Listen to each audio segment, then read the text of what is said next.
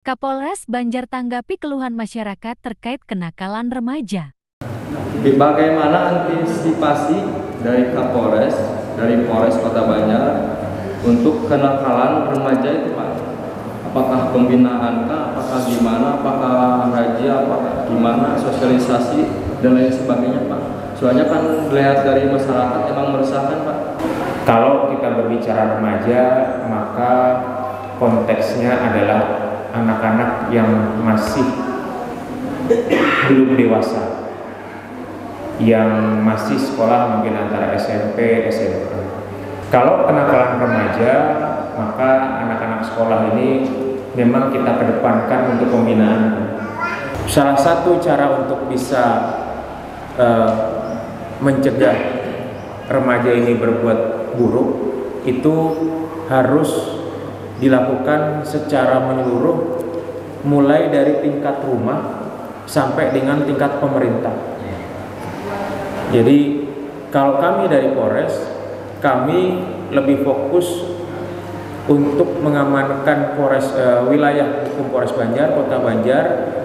Salah satunya mencegah anak-anak remaja ini berbuat negatif dengan kegiatan-kegiatan, contohnya patroli. Dan itu sudah sering kami lakukan, terutama di malam-malam hari libur. Itu kami patroli tengah malam bersama juga dengan Satpol PP dari TNI. Itu kami patroli. Dan seringkali kita menangkap atau mengamankan anak-anak remaja.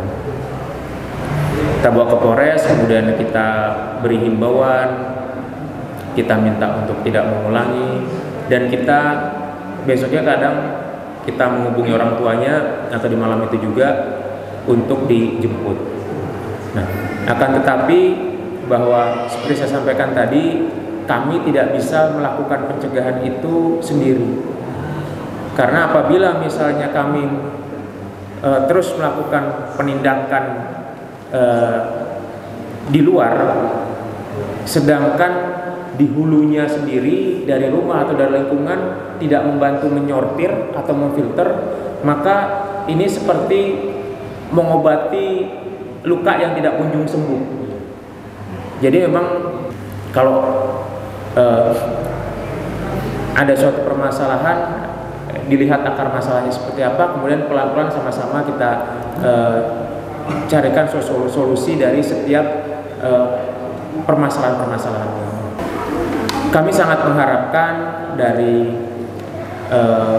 para orang tua, dari lingkungan, naik sampai ke level desa, ini bisa membuat suatu kegiatan-kegiatan positif yang menarik mereka untuk mau hadir.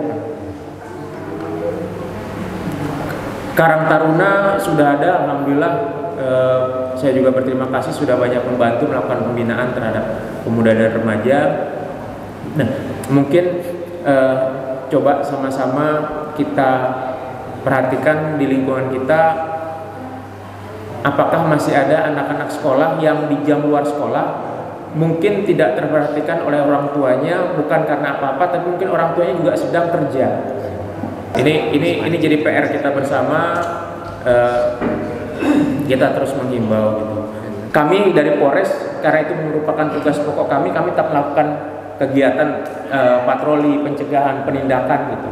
Nah, tapi pada saat kami sudah mengamankan, terkadang juga kami juga kasihan juga dengan orang tua gitu kan. Pada saat diundang dikasih tahu, Pak ini anaknya begini gitu. Biasanya ada dua jawabannya orang tua.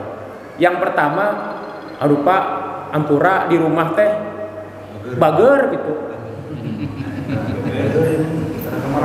Nah, itu bager gitu. Nah, kaget gitu Pak. Atau yang kedua Pak jawabannya, Pak terserahlah dinaunkan wae.